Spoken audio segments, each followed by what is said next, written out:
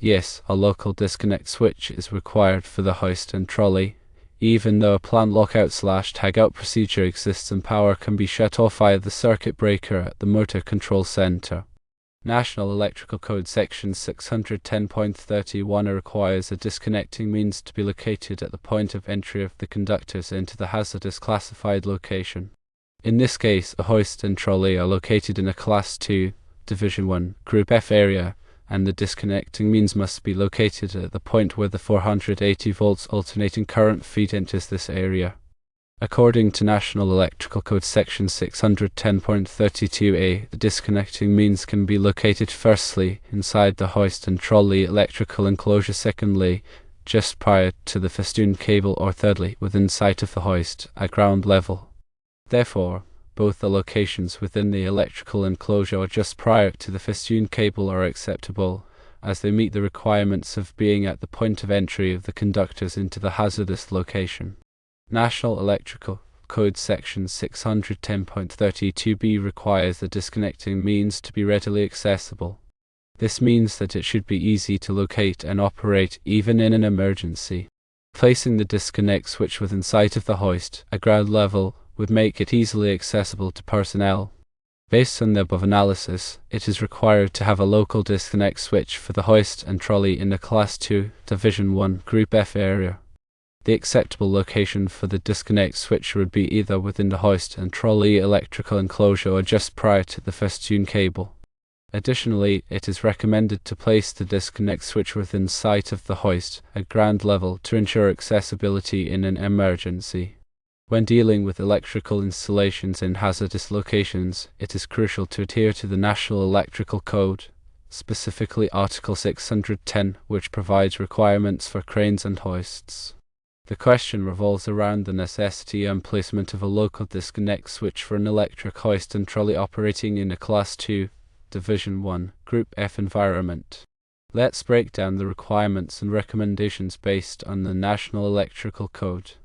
Firstly, the National Electrical Code mandates a local disconnect switch for the hoist and trolley, irrespective of the plant's lockout/tagout procedures or the ability to energize the circuit at the motor control center. This requirement is primarily driven by safety considerations. In hazardous locations, the potential for electrical faults leading to ignition is significantly higher. A local disconnect provides a means for immediate power shutoff in case of emergencies such as equipment malfunction or the need for urgent maintenance. Secondly, determining the appropriate location for the disconnect switch is critical. National Electrical Code Section 610.31 specifies that the disconnecting means must be located at the point of entry of the conductors into the hazardous classified location. In this specific scenario, the hoist and trolley are situated in a Class 2, Division 1, Group F area. Therefore, the disconnect switch must be positioned with the 480 volts alternating current feed enters this classified area. This provision ensures that the entire electrical circuit within a hazardous location can be quickly isolated. Thirdly, National Electrical Code Section 610.32 offers flexibility regarding the precise location of the disconnect switch within the hazardous area. It identifies three acceptable locations: firstly, inside the hoist and trolley electrical enclosure, secondly, immediately before the festoon cable, and thirdly, within sight of the hoist at ground level. The first two options, placing the disconnect inside the enclosure or before the festoon cable, align with the requirement of being at the point of entry into the hazardous location. The third option, locating the disconnect at ground level within sight of the hoist, provides additional convenience and accessibility for personnel. Fourthly, accessibility is a paramount consideration in the placement of the disconnect switch. National Electrical Code Section 610.32b emphasizes that the disconnecting means must be readily accessible, meaning it should be easy to locate and operate, even under emergency conditions. While the code permits locating the disconnect within the hoist enclosure or before the festoon cable, these locations might not be the most accessible in all situations.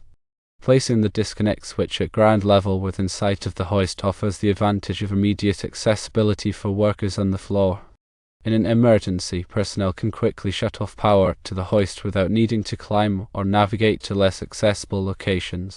In conclusion, based on the National Electrical Code requirements and safety considerations, the following recommendations can be made. Firstly, a local disconnect switch is mandatory for the hoist and trolley in the Class 2, Division 1, Group F area. Secondly, the preferred location for the disconnect switch is either within the hoist and trolley electrical enclosure or just before the festoon cable, as these locations satisfy the requirement of being at the point of entry into the hazardous area. Thirdly, to enhance accessibility and safety, it is highly recommended to install an additional disconnect switch at ground level within sight of the hoist. This provides a readily accessible means of de-energizing the equipment in case of emergencies.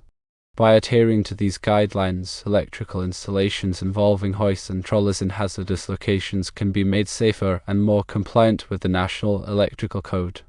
The principles of electrical safety in hazardous locations, particularly concerning the installation of hoists and trolleys, are vital for protecting personnel and preventing potential incidents. The National Electrical Code, or NEC, provides comprehensive guidelines to ensure the safe operation of electrical equipment in such environments. Let's delve deeper into the key considerations and requirements outlined in the National Electrical Code, focusing on the specific context of a Class 2, Division 1, Group F area. Firstly, understanding the classification of hazardous locations is essential. Class 2 locations are those where combustible dust is present, creating a potential fire or explosion hazard. Division 1 signifies that the hazardous material is normally present in the air in sufficient quantities to produce explosive or ignitable mixtures, or where mechanical failure or abnormal operation could release hazardous materials. Group F specifically refers to atmospheres containing carbon black, coal dust, or coke dust. These substances are highly combustible and pose a significant risk of ignition. Secondly, in such a hazardous environment, the National Electrical Code mandates stringent safety measures to minimize the risk of electrical ignition. One of the primary requirements is the installation of a local disconnect switch for electrical equipment, including hoists and trolleys. The purpose of this disconnect is to provide a readily accessible means of de-energizing the equipment in case of emergencies or during maintenance operations. Thirdly, the location of the disconnect switch is a critical consideration. National Electrical Code Section 610.31 stipulates that the disconnecting means must be located at the point of entry of the conductors into the hazardous classified location. This requirement ensures that the entire electrical circuit within the hazardous area can be quickly isolated in the event of an emergency. Fourthly, National Electrical Code Section 610.32 offers some flexibility regarding the precise placement of the disconnect switch. It identifies 3 acceptable locations. Firstly, inside the hoist and trolley electrical enclosure. Secondly, immediately before the festoon cable. And thirdly, within sight of the hoist, at ground level. The first 2 options, placing the disconnect inside the enclosure or before the festoon cable, comply with the requirement of being at the point of entry into the hazardous location. The third option, locating the disconnect at ground level within sight of the hoist, provides enhanced accessibility for personnel. Fifthly, accessibility is a paramount concern in the placement of the disconnect switch. National Electrical Code Section 610.32b emphasizes that the disconnecting means must be readily accessible, meaning it should be easy to locate and operate, even under emergency conditions. While the code permits locating the disconnect within the hoist enclosure or before the festoon cable, these locations might not be the most accessible in all situations. Placing the disconnect switch at ground level within sight of the hoist offers the advantage of immediate accessibility for workers on the floor. In an emergency, personnel can quickly shut off power to the hoist without needing to climb or navigate to less accessible locations. Sixthly, it's important to note that the presence of a plant lockout/tagout procedure does not negate the requirement for a local disconnect switch. While lockout/tagout procedures are essential for isolating equipment during maintenance, they do not provide the same level of immediate emergency shutdown capability as a local disconnect. The disconnect switch serves as a first line of defense in case of electrical faults or other hazardous situations. Seventhly, in addition to the location and accessibility requirements, the disconnect switch itself must be suitable for use in a Class 2, Division 1, Group F environment. This means that the switch must be enclosed in a dust ignition-proof enclosure that prevents the ingress of combustible dust and is capable of withstanding the pressures generated by an internal explosion. Eighthly, the selection of appropriate wiring methods is also crucial in hazardous locations. National Electrical Code Article 502 specifies the permissible wiring methods for Class II locations, which typically include rigid metal conduit, electrical metallic tubing, or tight mineral insulated metal sheath cable with approved fittings. These wiring methods are designed to prevent the propagation of flames or explosions along the electrical raceway system. Ninthly, regular inspection and maintenance of electrical equipment in hazardous locations are essential to ensure continued safety. This includes inspecting disconnect switches, enclosures, wiring, and other components for signs of damage or deterioration. Any deficiencies should be promptly addressed to prevent potential hazards. Finally, it's important to emphasize the importance of training and awareness for personnel working in hazardous locations. Workers should be thoroughly trained on the hazards associated with combustible dust, the proper operation of electrical equipment, and the procedures for responding to emergencies. By adhering to these guidelines and best practices, electrical installations involving hoists and trolleys in Class II, Division 1, Group F areas can be made safer and more compliant with the National Electrical Code. This helps protect personnel, prevent incidents, and ensure the reliable operation of electrical equipment in these challenging environments. The application of the National Electrical Code to specific scenarios, such as the installation of a hoist and trolley in a Class II, Division 1, Group F area, requires a detailed understanding of the code's requirements and their practical implications. Let's examine the key considerations and steps involved in ensuring code compliance and safety in this situation. Firstly, confirm the area classification. Before commencing any electrical work in a potentially hazardous location, it is essential to verify the area classification. This involves consulting with qualified professionals such as electrical engineers or certified industrial hygienists to determine the correct classification based on the presence and characteristics of combustible dust. In this case, the area is designated as Class II, Division 1, Group F, indicating a high risk of explosion due to the presence of carbon black, coal dust, or coke dust. Secondly, select appropriate equipment. All electrical equipment installed in a Class II, Division 1, Group F area must be specifically listed and labeled for use in that environment. This includes the hoist, trolley, disconnect switch, motor starters, wiring, and any other electrical components. Look for equipment that is dust ignition proof, meaning it is designed to prevent the ingress of combustible dust and is capable of withstanding the pressures generated by an internal explosion. Thirdly, install a local disconnect switch. As previously discussed, the National Electrical Code mandates the installation of a local disconnect switch for the hoist and trolley. The disconnect switch must be located at the point of entry of the conductors into the hazardous classified location as specified in National Electrical Code Section 610.31a. Fourthly, determine the optimal location for the disconnect switch. Based on National Electrical Code Section 610.32a, the disconnect switch can be located firstly inside the hoist and trolley electrical enclosure, secondly, immediately before the festoon cable, or thirdly, within sight of the hoist, at ground level. Consider the advantages and disadvantages of each location in terms of accessibility, convenience, and safety. While the code permits locating the disconnect within the hoist enclosure or before the festoon cable, placing it at ground level within sight of the hoist offers enhanced accessibility for personnel. Fifthly, ensure accessibility of the disconnect switch.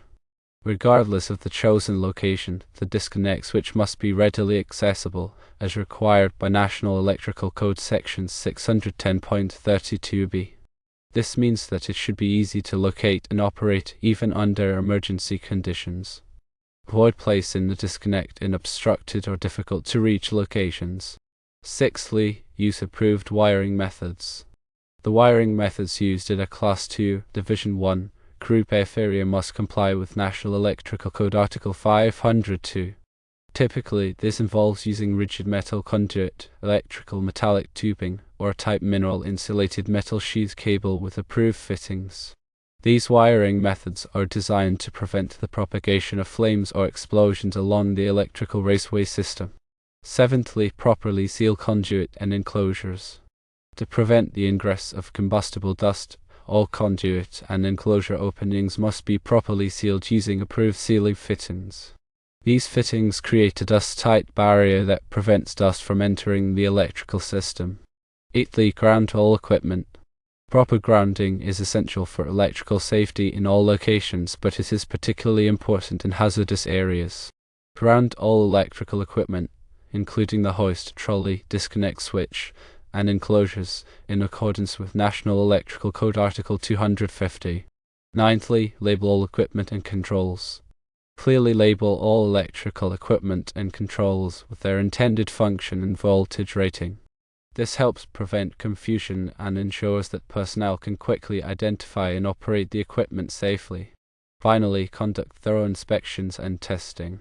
After completing the installation, conduct thorough inspections and testing to verify that all equipment is properly installed, grounded, and sealed. This includes testing the disconnect switch to ensure that it effectively de-energizes the hoist and trolley.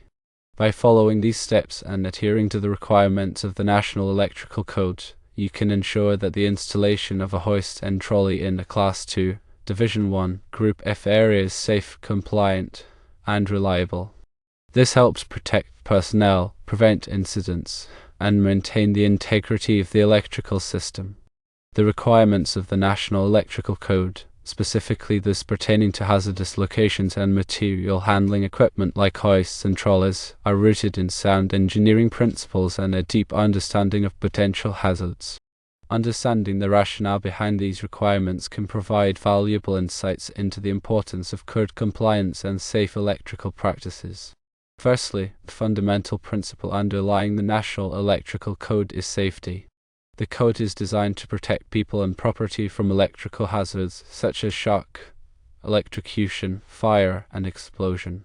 In hazardous locations, where the risk of fire or explosion is significantly elevated, the National Electrical Code imposes stricter requirements to mitigate these risks. Secondly, the classification of hazardous locations is based on the nature and concentration of hazardous materials present. The Class 2 designation indicates the presence of combustible dust, while the Division 1 designation signifies that the hazardous material is normally present in the air in sufficient quantities to produce explosive or ignitable mixtures, or where mechanical failure or abnormal operation could release hazardous materials.